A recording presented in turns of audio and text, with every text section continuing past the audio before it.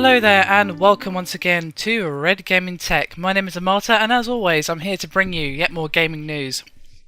Today is the 3rd of June and I'm bringing you at last some news concerning The Last of Us multiplayer, which has finally have some details released on it thank you to the Sixth Axis. And excuse me, according to them, the game's multiplayer component will be called Factions and will feature two game types: Supply Raid and Survivors.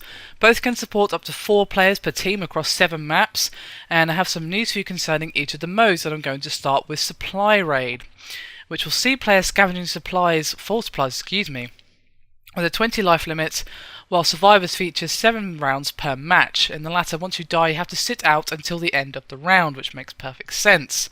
And when players join in a game on the multiplayer, you must choose one of 2 teams based on groups of humans from the campaign. And I've got a direct quote here. When you select a clan, you'll get a handful of survivors too. The aim is to play matches over a series of days and weeks. Each match represents a day, and get enough supplies out on the battlefield to slowly grow your survivor count.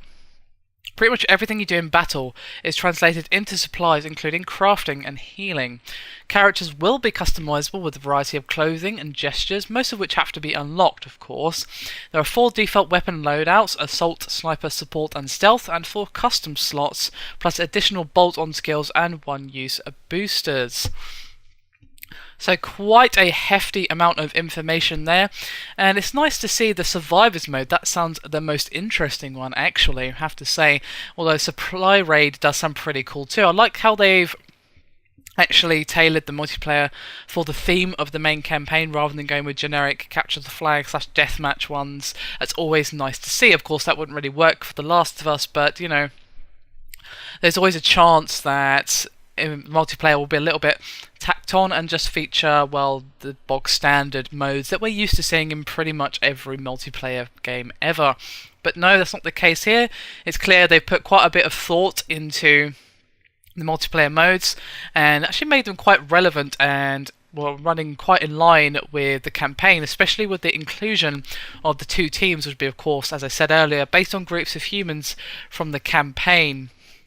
Obviously it sounds like a progression based system, but that's hardly a surprise. Pretty much every multiplayer mode for any game ever in the last, say, I don't know, 5 years has got some sort of progression system, even if it's only very basic. And although I do like how every character is customizable, as well as the different loadouts, you can customize your loadout a little bit, so you can be assault but have a little bit of support in there as well, or what have you. I'm sure you can mix and match a little bit to make your character a little more diverse than the standard loadout would give you. Anyway, I'd be curious to hear your guys' thoughts on the multiplayer modes. Do you think you're actually going to be playing it once you're done with the campaign? Do these modes sound interesting to you? And what future modes would you like to see coming in future DLC? Because of course Naughty Dog have actually already confirmed that there'll be 3 post-launch DLC packs, 2 of which will be multiplayer add-ons, so of course we could be seeing more modes, weapons and so on in the future. So be curious to know what you guys would like to see. Anyway, that's me done for this video. Thank you very much for watching. I'll see you next time. Bye for now.